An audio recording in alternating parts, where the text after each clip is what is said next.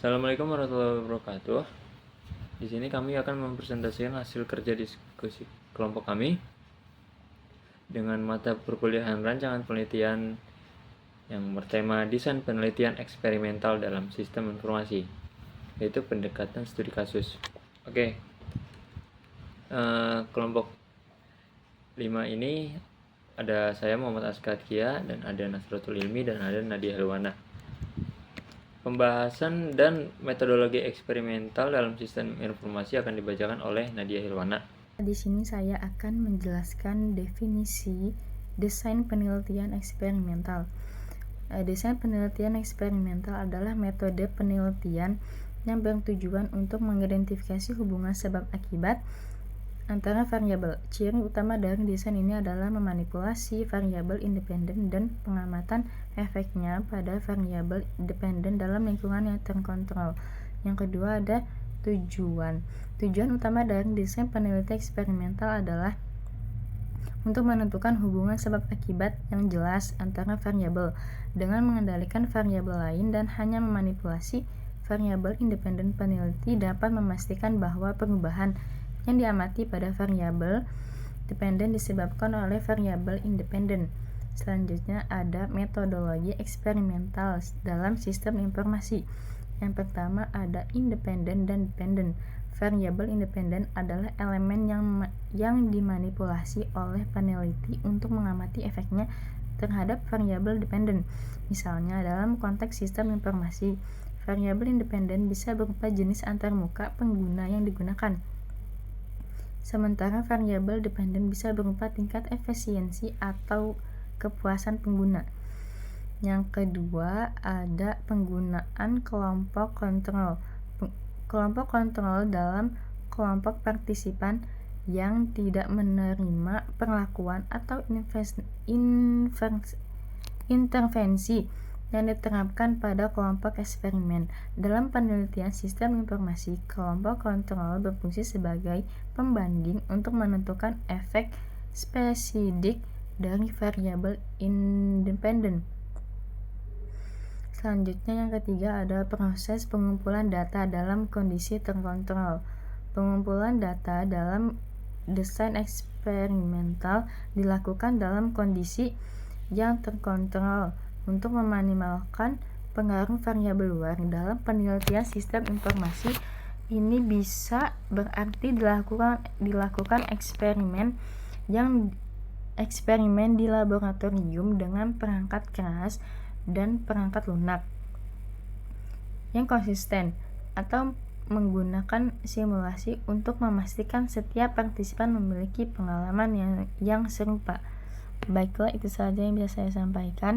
Oke, materi selanjutnya manfaat dan tantangan desain eksperimental. Lalu ada studi kasus. Studi kasus yang kita bahas di sini yaitu evaluasi sistem rekomendasi e-commerce. Itu akan dibacakan materi ini oleh Nasratul Ilmi. Di sini saya akan menjelaskan tentang manfaat dan tantangan desain eksperimental. Yang pertama itu ada manfaat desain eksperimental. Yang pertama ada identifikasi hubungan sebab akibat yang jelas.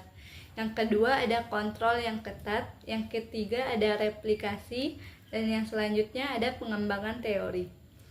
Selanjutnya ada tantangan desain eksperimental. Yang pertama itu ada kesulitan dalam mengontrol semua variabel. Yang kedua ada etika dan feasibilitas. Yang ketiga ada generalisasi. Yang keempat ada biaya dan sumber daya. Dan selanjutnya di sini ada studi kasus tentang evaluasi sistem rekomendasi e-commerce. Dalam sebuah perusahaan e-commerce besar ingin meningkatkan pengalaman belanja online dengan mengimplementasikan sistem rekomendasi produk yang baru. Tujuan dari sistem ini adalah meningkatkan penjualan dengan menyarankan produk yang lebih relevan kepada pengguna berdasarkan riwayat pencarian dan pembelian mereka. Saya akan membacakan desain eksperimen mengenai studi kasus evaluasi sistem rekomendasi e-commerce. Tujuan penelitian ini adalah menilai efektivitas sistem rekomendasi baru dalam meningkatkan penjualan dan kepuasan pengguna dibandingkan dengan sistem rekomendasi yang lama. Variabelnya ada variabel independen, yaitu jenis sistem rekomendasi baru versus yang lama. Lalu ada variabel yang kedua, yaitu variabel dependen, tingkat penjualan, Lalu yang kedua ada variabel dependen. Variabel dependen ini yaitu tingkat penjualan dan kepuasan pengguna. Tingkat penjualan ini diukur dengan jumlah dan nilai transaksi. Lalu kepuasan pengguna diukur melalui survei setelah pembelian. Oke. Lalu ada kelompok eksperimen dan kontrol. Yang pertama, kelompok eksperimennya pengguna yang menerima rekomendasi dari sistem baru. Lalu kelompok kontrolnya pengguna yang menerima rekomendasi dari sistem lama. Prosedur dari desain eksperimen ini yaitu pengguna dibagi secara acak ke dalam dua kelompok, eksperimen dan kontrol.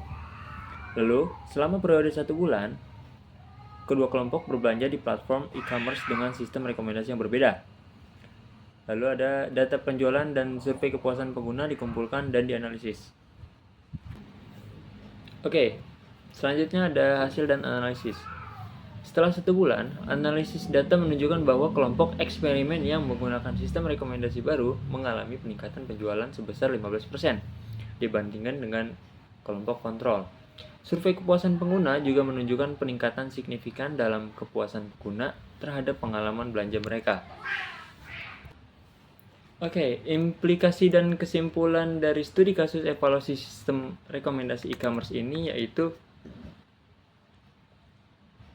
hasil eksperimen ini menunjukkan bahwa sistem rekomendasi baru lebih efektif dalam meningkatkan penjualan dan kepuasan pengguna. Perusahaan memutuskan untuk mengimplementasikan sistem baru secara permanen dan mempertimbangkan untuk mengembangkan lebih lanjut fitur personalisasi berdasarkan umpan balik pengguna. Lalu tantangan yang dihadapi dari sistem e-commerce ini, salah satu tantangan utamanya adalah memastikan bahwa pembagian pengguna ke dalam kelompok eksperimen dan kontrol dilakukan secara acak dan tidak biasa. Selain itu, menjaga konsistensi pengalaman belanja di luar sistem rekomendasi juga penting untuk memastikan bahwa hasil yang diperoleh benar-benar disebabkan oleh perbedaan dalam sistem rekomendasi. Mungkin itu saja penyampaian dari diskusi kelompok kami. Kurang lebihnya mohon maaf. Wassalamualaikum warahmatullahi wabarakatuh.